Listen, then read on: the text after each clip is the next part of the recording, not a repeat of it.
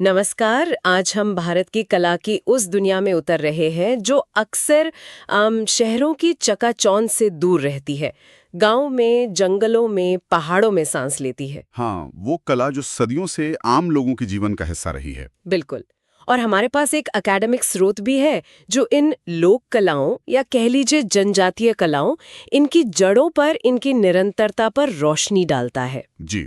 तो आज हम मिलकर यही समझने की कोशिश करेंगे कि आम लोगों की ये रचनात्मकता आखिर है क्या, वे कौन सी कलाएं बनाते हैं और कैसी ये हुनर मतलब पीढ़ी दर पीढ़ी आगे बढ़ता आया है। सही सवाल है, क्योंकि अक्सर ये सोच लिया जाता है कि कला मतलब बस बड़े राजवंश या कोई खास ऐतिहासिक दौर। हाँ, जैसे म्यूजियम में रखी चीजें या महलों की सजावट। बिल्कुल। लेकिन अगर हम पीछे मुड़कर देखें तो प्रागैतिहासिक गुफा चित्र हैं, फिर सिंधु घाटी सभ्यता को देखिए। अच्छा, सिंधु घाटी में भी, हाँ, वहाँ मिट्टी की, टेराकोटा की, कांसे की कितनी कलाकृतियां मिली हैं।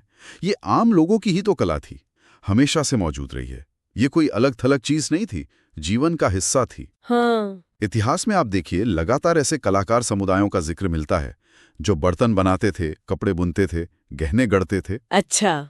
और पूजा या मन्नत के लिए मूर्तियां बनाते थे। मतलब ये कि ये कला उनके रोजमर्रा के जीवन से जुड़ी थी, उनके काम से, उनकी जरूरतों से। बिल्कुल। वे अपनी मिट्टी की दीवारों को, अपने फर्श को सजाते थे। और ये सिर्फ सजावट नहीं थी, इसमें उनकी मान्यताएं थीं, उनकी जरूरतें थीं, उनका अपना एक सौंदर्य बोध था। और वे अपनी बनाई चीजें स्थानीय बाजारों में बेचते भी थे। इन रचनाओं में खास बात दिखती है, एक सहजता, एक नेचुरल ब्यूटी। सहजता कैसे? मतलब एक सहज सौंदर्य बोध, गहरा प्रतीकवाद, कुछ खास तरह के डिजाइन या मोटिव्स कह लीजिए जो बार बार आते हैं। स्थानीय सामग्री का इस्तेमाल, खास रंग और बनाने के अपने तरीके। हाँ। जिसे हम आज कला और शिल्प कहकर शायद अलग कर देते हैं ना। हाँ, करते तो हैं। वहां वो रेखा बहुत धुंधली थी, दोनों में रचनात्मकता थी, जरूरत थी और सुंदरता की तलाश थी। एक ही चीज थी वो। ये दिलचस्प है। और ये परंपरा सिर्फ अतीत की बात नहीं है ना? मैंने पढ़ा है कि 19वीं-20वीं सदी में भी जब भारत में आधुनिक कला पनप रही थी, कई नामी कलाकारों ने भी प्रेरणा के लिए इन लोक और जनजातीय कलाओं की ओर देखा। हाँ, ये सच है, बिल्कुल देखा। और आजादी के बाद तो सरकार ने भी कोशिश की हस्तशिल्प को बढ़ावा देने की। अच्छा, सरकार ने भी? हाँ, इसे एक उद्योग के रूप में संगठित किया गया ताकि ये कलाएं जीवित रहें और कलाकारों को आजीविका मिले। आपने देखे होंगे अलग अलग राज्यों के अपने एम्पोरियम होते हैं। हाँ हाँ, देखें। वहाँ उनकी खास कलाएं देखने को मिलती हैं। ये परंपराएं आप समझिए भारत की हजारों साल पुरानी सांस्कृतिक विरासत का जीता जागता सबूत है। इनमें अक्सर धार्मिक मान्यताएं होती हैं, गहरे प्रतीक होते हैं, उपयोगिता होती है और सजावट का एक सुंदर मेल दिखता है। तो चलिए इस विशाल दुनिया में से कुछ खास चित्रकला परंपराओं से शुरुआत करते हैं। सबसे पहले कहाँ चलें? बिहार, मिथिला या मधुबनी पेंटिंग, ये नाम तो बहुत सुना है मैंने। हाँ, मिथिला पेंटिंग आज समकालीन लोक कलाओं में शायद सबसे जानी मानी है।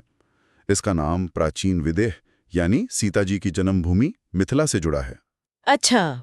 और पास में जिला मुख्यालय है मधुबनी, तो उसके नाम पर से मधुबनी पेंटिंग भी कहते हैं।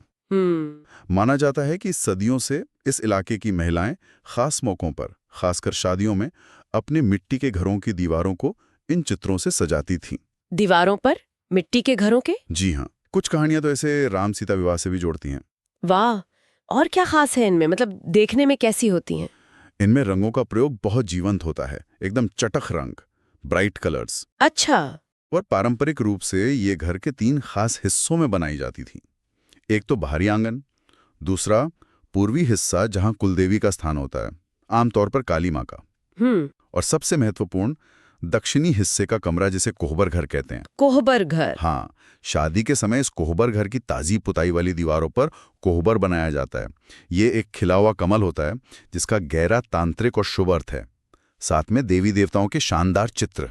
अच्छा। और बाहरी दीवारों पर? बाहरी दीवारों पर देवी देवता हो सकते हैं, जानवर हो सकते हैं, और रोजमर्रा के काम करती महिलाएं जैसे पानी ले जाती हुई। और विषय क्या होते हैं, मतलब कमल के अलावा और क्या बनाते हैं? विषयों की विविधता तो कमाल की है। रामायण, महाभारत, भागवत पुराण की कहानियां, अच्छा। शिव पार्वती, दुर्गा, काली, राधा कृष्ण की रासलीला, ये सब चित्रित होते हैं। लेकिन एक और बहुत रोचक बात है, मिथिला कलाकार खाली जगह छोड़ना पसंद नहीं करते। बिल्कुल नहीं। खाली जगह नहीं छोड़ते, मतलब मतलब वे पूरी सतह को, पूरी दीवार को प्रकृति के तत्वों से भर देते हैं। पक्षी, फूल, जानवर, मछली, सांप, सूरज, चांद, सब कुछ। अरे वाह। और ये सिर्फ सजावट नहीं है, इनका प्रतीकात्मक अर्थ भी होता है। जैसे मछली उर्वरता और सौभाग्य का प्रतीक है, हाथी ऐश्वर्य का। ये दिखाता है कि उनकी नजर में प्रकृति और दिव्यता हर जगह मौजूद है, सब कुछ एक दूसरे से जुड़ा हुआ है। ये तो बहुत गहरी बात है। और ये बनाते कैसे थे? मतलब रंग और ब्रश वगैरह? पारंपरिक रूप से तो बांस की तीली में रुई लपेटकर ब्रश जैसा बना लेते थे। बांस की तीली से? हाँ, और रंग वो भी प्राकृतिक चीजों से, फूलों से, पत्तियों से, हल्दी से, काजल से। सोचिए कितना संसाधनपूर्ण तरीका था। कमाल है, एकदम नेचुरल। बिल्कुल। आजकल अवश्य व्यावसायिक मांग बढ़ गई है, तो कपड़े, कागज और बर्तनों पर भी ये पेंटिंग बनती है और सिंथेटिक रंगों का भी इस्तेमाल होता है, पर पारंपरिक तरीका यही था। अद्भुत। दीवारों पर चित्रकारी का एक और अद्भुत रूप हमें महाराष्ट्र में वारली समुदाय के पास मिलता है ना? जी। लेकिन वहाँ का संदर्भ और शैली बिल्कुल अलग लगती है। हाँ, वारली पेंटिंग ये उत्तरी महाराष्ट्र के सह्याद्री पहाड़ों के आसपास रहने वाले वारली समुदाय की पहचान है, खासकर ठाणे जिले में। यहाँ विवाहित महिलाएं, जिन्हें सुवासिनी कहते हैं, वो खास रस्मों रिवाजों, खासकर शादी के मौके पर चौक नाम की महत्वपूर्ण पेंटिंग बनाती हैं। चौक, ये क्या होता है? ये पेंटिंग सिर्फ सजावट नहीं, बल्कि ये उर्वरता, फसल और जीवन के चक्र से गहरे जुड़े अनुष्ठान का हिस्सा है। अच्छा, अनुष्ठान का हिस्सा? जी। चौक के केंद्र में होती है मातृ देवी पालघाट। ये मुख्य रूप से उर्वरता की देवी हैं और मकई की देवी कंसारी का भी रूप मानी जाती है। पालघाट देवी? हाँ, इन्हें एक चौकोर फ्रेम में बनाया जाता है, जिसके किनारों पर नुकीले निशान होते हैं। वो हरियाली या पौधों के देवता हरियाली देवा का प्रतीक हैं। और इनकी रक्षक के तौर पर एक सिर रहित योद्धा होता है। सिर रहित योद्धा? हाँ, जो घोड़े पर सवार होता है, या कभी-कभी उसकी गर्दन से मकई के 5 अंकुर निकलते दिखते हैं, इसलिए उसे पंचसिरिया देवता भी कहते हैं। वो खेतों का रक्षक यानी क्षेत्रपाल भी है? दिलचस्प। और इस केंद्रीय आकृति के आसपास क्या होता है? उसकी चारों तरफ वारली जीवन के दृश्य होते हैं। शिकार करना, मछली पकड़ना, खेती करना, नाचना गाना। रोजमर्रा की जिंदगी। बिल्कुल। जानवरों की कहानियां, जिनमें बाघ अक्सर दिखता है। और दिलचस्प बात यह है कि इसमें आधुनिक जीवन के तत्व भी दिखते हैं, जैसे बसें चलती हुई या शहर का कोई दृश्य। अरे, मतलब ये कला स्थिर नहीं है? नहीं, बिल्कुल नहीं। ये अपने आसपास के जीवन को भी समेटती है। पारंपरिक रूप से ये चावल के आटे के लेप से मिट्टी की दीवारों पर बनाई जाती हैं, सफेद रंग में। चावल के आटे से? हाँ, बहुत ही सरल लेकिन प्रभावशाली रेखाओं और आकृतियों का इस्तेमाल होता है। त्रिकोण, वृत्त, वर्ग। इनका मकसद होता है उर्वरता बढ़ाना, बीमारियों को दूर रखना, पूर्वजों को खुश करना। और ब्रश? ब्रश भी साधारण सा, बांस की छड़ी को आगे से चबाकर रेशेदार बनाकर उसी से बनाते हैं। कितना सरल लेकिन कितना गहरा अर्थ है इसमें। अब मध्य भारत की ओर बढ़े, गोंड कला का नाम आता है। इनकी अपनी एक अलग पहचान लगती है। हाँ, गोंड जनजाति, इनका इतिहास बहुत समृद्ध रहा है। उनके मुखियाओं ने मध्य भारत के कुछ हिस्सों पर राज भी किया है। अच्छा। और वे प्रकृति के पूजक रहे हैं, और ये उनकी कला में साफ झलकता है। हाल के दशकों में खासकर मंडला और आसपास के इलाकों में गोंड पेंटिंग जानवरों, इंसानों और पेड़ पौधों के बेहद रंगीन और पैटर्न वाले चित्रण के रूप में उभरी है। रंगीन और पैटर्न वाले? हाँ, पारंपरिक रूप से वो मन्नत पूरी होने पर घरों की दीवारों पर ज्यामितीय पैटर्न बनाते थे। कुछ चित्रों में कृष्ण को गायों और गोपियों के साथ भी दर्शाया जाता है। गोंड कला की एक खास बात जो मुझे बहुत आकर्षित करती है, वो है उनके चित्रों को भरने का तरीका। वो बारीक पैटर्न, बिंदु और रेखाएं। बिल्कुल सही, यही उनकी विशिष्ट शैली है। हर कलाकार का अपना एक खास सिग्नेचर पैटर्न होता है, जैसे उनकी पहचान। अच्छा, हर कलाकार का अलग? हाँ, काफी हद तक। और रंगों का प्रयोग भी बहुत जीवंत होता है। ये चित्र सिर्फ बाहरी रूप नहीं दिखाते, बल्कि उनमें एक आंतरिक ऊर्जा महसूस होती है। प्रकृति, मिथक और रोजमर्रा का जीवन उनके कैनवस पर एक साथ जीवंत उठते हैं। गोंड के बाद अगर हम गुजरात और मध्य प्रदेश की सीमा पर चलें, तो राठवा भीलों की पिथौरा पेंटिंग का जिक्र आता है। ये भी दीवारों पर ही बनती है। हाँ जी, पिथौरा पेंटिंग भी घरों की दीवारों पर ही बनाई जाती है, खासकर किसी मन्नत के पूरा होने पर या धन्यवाद देने के अवसर पर। ये बहुत बड़ी और विस्तृत होती है। बड़ी? हाँ। कितनी बड़ी? काफी बड़ी, पूरी दीवार पर फैल सकती है। इनमें सबसे प्रमुख चीज है घोड़ों पर सवार देवताओं की लंबी कतारें। बहुत सारे चमकीले रंगों में चित्रित होती हैं ये। घोड़ों पर सवार देवता इसका क्या मतलब है? कोई खास कहानी? ये कतारें दरअसल राठवा समुदाय के ब्रह्मांड की रचना को दर्शाती हैं। एक तरह से कॉस्मोलॉजी है उनकी। ब्रह्मांड की रचना दीवान पर? हाँ, पेंटिंग का सबसे ऊपरी हिस्सा स्वर्ग या देवताओं की दुनिया है, जिसमें खगोलीय पिंड और पौराणिक जीव होते हैं। फिर एक लहरदार रेखा इस हिस्से को नीचे के हिस्से से अलग करती है, जो पृथ्वी का प्रतीक है। अच्छा। इस निचले हिस्से में पिथौरा देव का विवाह जुलूस होता है। दूसरे छोटे देवता, राजा, भाग्य की देवी, एक आदर्श किसान, पालतू जानवर, मतलब पूरा सांसारिक जीवन दिखाया जाता है। वाह, तो ये एक तरह से उनकी पूरी दुनिया का नक्शा है उनकी दीवार पर। बिल्कुल बिल्कुल, उनकी पूरी सृष्टि का नक्शा। कमाल है। यानी दीवारें सिर्फ दीवारें नहीं, बल्कि कहानियों और विश्वासों का पूरा कैनवस है। अब हम दीवार से हटकर एक ऐसे माध्यम को देखते हैं जो कहानियों को अपने साथ लेकर चलता है, पटचित्र या स्क्रॉल पेंटिंग। बिल्कुल, कपड़े पर, ताड़ के पत्ते पर या कागज पर बनी ये स्क्रोल पेंटिंग्स ये भारत के कई हिस्सों में मिलती हैं। पश्चिम में गुजरात और राजस्थान में, तो पूर्व में उड़ीसा और पश्चिम बंगाल में काफी प्रचलित हैं। हाँ, अलग अलग नाम भी हैं शायद इनके, पट, पछेड़ी, फड़। जी हाँ, बिल्कुल। पहले बंगाल के पट की बात करते हैं। ठीक है, बंगाल पट में क्या खास है? बंगाल पट सिर्फ चित्रकारी नहीं है, ये चित्रकारी और कहानी सुनाने का एक संगम है। परफॉर्मेंस आर्ट है एक तरह से। अच्छा, परफॉर्मेंस। हाँ, कलाकार जिन्हें पटुआ कहते हैं, वो कपड़े के लंबे रोल पर, मतलब पट पर, कहानियों को चित्रों की श्रृंखला में बनाते हैं। ये पटुआ फिर गांव-गांव घूमते हैं, इन पट्टों को खोल कर दिखाते हैं और चित्रों के साथ साथ कहानी को गाकर सुनाते हैं। गाकर सुनाते हैं? हाँ, गाकर। ये एक जीवंत मौखिक परंपरा है जो समय के साथ बदलती भी रहती है, नई कहानियों और समकालीन घटनाओं को भी अपने में समेट लेती है। अच्छा, मतलब ये अपडेट भी होती रहती है? हाँ, बिल्कुल। प्रदर्शन के बाद लोग पटुआ को दान या उपहार देते हैं। ये उनका पुश्तैनी पेशा है। तो ये कला प्रदर्शन से जुड़ी है। और उड़ीसा के पुरी पट, उनका नाम तो पुरी के जगन्नाथ मंदिर से जुड़ा लगता है। हाँ, पुरी पट की पहचान सीधे तौर पर जगन्नाथ मंदिर और पुरी शहर से है। ये पारंपरिक रूप से ताड़ के पत्तों और कपड़े पर बनते थे, हालांकि अब कागज का भी इस्तेमाल होता है। इनमें क्या दिखाते हैं जगन्नाथ जी को? हाँ, मुख्य रूप से भगवान जगन्नाथ, बलभद्र और सुभद्रा के अलग अलग वेशों और रूपों का चित्रण होता है। उनके दैनिक श्रृंगार, त्योहारों के वेश, मंदिर के अनुष्ठानों से जुड़े चित्र। अच्छा, जैसे एक खास तरह का पट होता है, अंसर पट्टी। इसे गर्भगृह में मुख्य मूर्तियों की जगह तब रखा जाता है जब उन्हें स्नान यात्रा के बाद कुछ समय के लिए हटाया जाता है, सफाई वगैरह के लिए। ओह अच्छा। और तीर्थयात्रियों के लिए यादगार के तौर पर यात्री पट्टी भी होती है, जिसे वो घर ले जाकर अपने पूजा स्थल में रखते हैं। और इन्हें बनाने का तरीका, क्या वो बंगाल पट जैसा ही है? थोड़ा अलग है। कपड़े को पहले इमली के बीज के गोंद और सफेद पत्थर के पाउडर से तैयार करते हैं, एक बेस बनाते हैं। फिर बॉर्डर बनाकर सीधे ब्रश से आकृतियां बनाई जाती हैं और उनमें सपाट रंग भरे जाते हैं। सफेद, काला, पीला, लाल ये प्रमुख रंग हैं।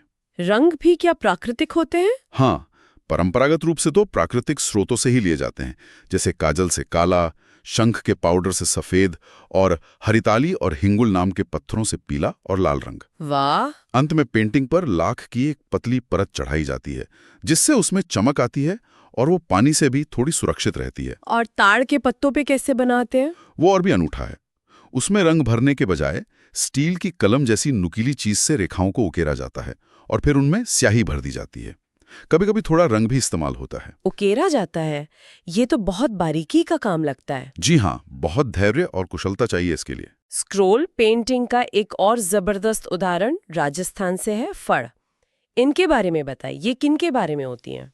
फड़ पेंटिंग ये राजस्थान के भीलवाड़ा इलाके के चरवाहा समुदायों जैसे रबारी, गुज्जर, मेघवाल वगैरह, उनके लोक देवताओं के सम्मान में बनाई जाती हैं। चरवाहा समुदायों के लिए? हाँ, ये लंबे क्षैतिज यानी हॉरिजॉन्टल कपड़े के स्क्रोल होते हैं। देखें, इन समुदायों के लिए पशुधन की सुरक्षा सबसे बड़ी चिंता होती है ना? हाँ, स्वाभाविक है। और यही चिंता उनकी कला और कहानियों में झलकती है। तो फड़ में नायकों की कहानियां होती हैं, उनके देवताओं की? हाँ, उनके देवता अक्सर वीर नायक होते हैं, जिन्हें भूमिया कहा जाता है। अच्छा। ये वो लोग थे जिन्होंने अपने समुदाय के मवेशियों को लुटेरों से बचाते हुए अपनी जान दे दी थी। अच्छा, जैसे कुछ नाम है? हाँ, जैसे पाबूजी, देवनारायण जी, तेजाजी, गोगाजी। इनकी बहुत मान्यता है। फड़ पर इन्हीं भूमियाओं की वीरता की कहानियां चित्रित होती हैं। फिर आते हैं भोपा। जी। ये घुमंतू कथावाचक होते हैं जो इन फड़ों को लेकर गांव-गांव जाते हैं। भोपा। हाँ, रात के समय फड़ को खोलकर प्रदर्शित किया जाता है और भोपा रावण हत्था या वीणा जैसे वाद्य यंत्रों के साथ कहानी सुनाते और भक्ति गीत गाते हैं। रावण हत्था। जी, वो एक पारंपरिक तार वाला वाद्य यंत्र है और एक दीपक या लालटेन से फड़ के उस हिस्से पर रोशनी डाली जाती है जिसके बारे में कहानी चल रही होती है। ये तो पूरा एक प्रदर्शन कला का रूप है, बहुत नाटकीय होगा। बिल्कुल, रात भर चलता है ये प्रदर्शन कभी-कभी। अच्छा, क्या भोपा ही ये फड़ बनाते भी हैं? नहीं, यही एक दिलचस्प मोड़ है। फड़ बनाने वाले कलाकार पारंपरिक रूप से जोशी जाति के होते हैं। जोशी। हाँ, और इनका इतिहास राजस्थान के राज दरबारों में मिनिएचर पेंटिंग यानी लघु चित्र बनाने से जुड़ा है। वो दरबारी चित्रकार थे। अरे वाह, मतलब दरबारी कला और लोक कला का संगम। बिल्कुल, तो यहाँ हमें दरबारी चित्रकला की कुशलता और लोक कथावाचकों के प्रदर्शन का एक अनूठा संगम देखने को मिलता है जो फड़ को एक खास स्थान देता है। अद्भुत। चित्रों की इस दुनिया से अब हम मूर्ति कला की ओर चलते हैं और सबसे पहले बात करते हैं धातु में ढली अद्भुत कलाकृतियों की, ढोकरा। ये नाम भी काफी सुना है। ढोकरा कला, हाँ, इसे लॉस्ट वैक्स या फिर फ्रेंच में सिरे पर्द्यू तकनीक से बनाया जाता है। ये भारत की सबसे प्राचीन और आकर्षक धातु शिल्प परंपराओं में से एक है। Lost wax. जी, ये मुख्य रूप से छत्तीसगढ़ के बस्तर में, मध्य प्रदेश के कुछ हिस्सों में, उड़ीसा और पश्चिम बंगाल के मिदनापुर वगैरह इलाकों में प्रचलित है। इसमें मोम का उपयोग करके कांसे या पीतल की ढलाई की जाती है। लॉस्ट वैक्स तकनीक, ये कैसे काम करती है? सुनने में थोड़ी रहस्यमयी लगती है। रहस्यमयी और बहुत कुशल भी। बस्तर के कारीगरों को घड़वा कहते हैं, जिसका मतलब ही है गढ़ने वाला या आकार देने वाला। घड़वा। हाँ, संक्षेप में प्रक्रिया ये है, पहले मिट्टी से मूर्ति का एक अंदरूनी ढांचा मतलब कोर बनाते हैं। ठीक है। फिर उसके ऊपर मोम या एक खास तरह के राल मतलब रेजिन के महीन धागों से पूरी डिजाइन, गहने, हाव भाव सब कुछ बनाया जाता है। ये मोम का मॉडल तैयार हो गया। अच्छा, मोम से पूरा मॉडल। हाँ, अब इस मोम के मॉडल पर मिट्टी की कई परतें चढ़ाई जाती हैं जो बाहरी सांचा बन जाता है। इसे सुखाकर फिर गर्म किया जाता है। गर्म करने से? गर्मी से अंदर का सारा मोम पिघलकर बाहर निकल जाता है और सांचे के अंदर उतनी ही खाली जगह बन जाती है जितनी मोम ने घेर रखी थी। अच्छा, तो मोम गायब हो गया, इसलिए लॉस्ट वैक्स। फिर? हाँ, बिल्कुल। अब उस खाली जगह में पिघली हुई धातु, कांसा या पीतल, उसको भर दिया जाता है। ओह। जब धातु ठंडी होकर जम जाती है तो बाहरी मिट्टी के सांचे को सावधानी से तोड़ दिया जाता है और अंदर से धातु की सुंदर मूर्ति निकल आती है। वाह, ये तो कमाल की तकनीक है। हाँ, और इस तकनीक से खोखली और बहुत जटिल आकृतियां बनाना भी संभव होता है। पारंपरिक रूप से घड़वा लोग देवी देवता, जानवर जैसे हाथी, घोड़े, दिए, गहने और बर्तन बनाते थे। आजकल सजावटी वस्तुएं भी खूब बनाते हैं। वाकई अद्भुत तकनीक है। धातु की इस जटिलता से अब हम मिट्टी की सादगी और उसकी सर्वव्यापकता पर आते हैं। टेराकोटा, ये तो शायद हर जगह मिलती है। टेराकोटा यानी पकी हुई मिट्टी, हाँ, ये शायद सबसे ज्यादा फैली हुई मूर्तिकला माध्यम है। पूरे भारत में मिलती है और इसे अक्सर कुम्हार समुदाय के लोग बनाते हैं। चाहे उत्तर पूर्व में मणिपुर या असम हो, पश्चिम में गुजरात का कच्छ हो, उत्तर में पहाड़ियां हो, दक्षिण में तमिलनाडु हो या गंगा का मैदान मध्य भारत, हर जगह आपको टेराकोटा की चीजें मिलेंगी। और इनका उपयोग क्या होता है? सिर्फ सजावट? नहीं, बहुत विविध उपयोग हैं। अक्सर ये मन्नत के लिए होती हैं, जैसे किसी देवी देवता को चढ़ाने के लिए मिट्टी के घोड़े या हाथी की मूर्तियां। अच्छा, मन्नत के लिए? हाँ, गणेश जी, दुर्गा माँ या स्थानीय देवताओं की छवियां भी बनती हैं। त्योहारों और रस्मों में इनका खास इस्तेमाल होता है। ये स्थानीय मिट्टी से बनती हैं, जो नदी किनारे या तालाबों पर मिल जाती है। और इन्हें पकाते क्यों हैं? टिकाऊ बनाने के लिए। आग में पकाने से ही मजबूत हो जाती हैं। इन्हें हाथ से गढ़ा जाता है, चाक पर बनाया जाता है या कभी-कभी सांचे में भी ढाला जाता है। फिर रंगा जाता है या सजाया जाता है। हर क्षेत्र की अपनी शैली होती है। रूप और उद्देश्य अक्सर समान होते हैं। देवी देवताओं की छवियां, जानवर, पक्षी, कीड़े मकोड़े वगैरह। तो आज की इस सारी चर्चा से एक बात तो बिल्कुल साफ है, भारत की कला सिर्फ संग्रहालयों या महलों की दीवारों तक ही सीमित नहीं है। ये तो लोगों के विश्वासों में, उनकी रोजमर्रा की जिंदगी में, उनकी जरूरतों और उनकी कल्पनाओं में रची बसी है। बिल्कुल सही कहा। मिथिला की वो रंगीन दीवारें हों या बस्तर के धातु शिल्प की वो बारीकियां, हर रूप अपने आप में एक कहानी है, एक तकनीक है और गहरे अर्थ लिए हुए है। निश्चित रूप से ये जीवंत परंपराएं दिखाती हैं कि कैसे ज्ञान, हुनर और सौंदर्य बोध एक पीढ़ी से दूसरी पीढ़ी तक पहुंचता है, अक्सर बिना किसी औपचारिक प्रशिक्षण के, बस देखकर करके सीखते हैं। हाँ, कलाकार अपने आसपास मौजूद चीजों का इस्तेमाल करके ही कमाल की कृतियां रच देते हैं। ये सिर्फ कला या शिल्प नहीं है, ये हमारी सांस्कृतिक पहचान का, हमारी विरासत का एक बहता हुआ झरना है, जो तमाम बदलावों के बावजूद आज भी जीवित है और कहीं-कहीं, जैसा हमने देखा, नए रूप भी ले रहा है। और यहीं पर आज की इस गहरी पड़ताल के बाद एक सवाल मेरे मन में आ रहा है, जिस पर शायद हम सबको सोचना चाहिए। क्या सवाल? कि आज के इस आधुनिक युग में, जहां तकनीक इतनी बदल रही है, समाज बदल रहा है, बाजार का दबाव बढ़ रहा है, इन अनमोल पारंपरिक कलाओं का भविष्य क्या होगा? ये बहुत महत्वपूर्ण सवाल है। क्या ये सिर्फ प्रदर्शन की वस्तु बनकर रह जाएंगे, म्यूजियम पीस, या ये बदलते समय के साथ खुद को ढालकर, विकसित होकर हमारे जीवन का हिस्सा बनी रहेंगी? ये वाकई एक बड़ा सवाल है। इसका जवाब शायद आसान नहीं है। हाँ, शायद इसका जवाब आने वाला वक्त ही देगा, लेकिन इन कलाओं को जानना, समझना और सहेजना, ये हम सब की जिम्मेदारी है। बिल्कुल।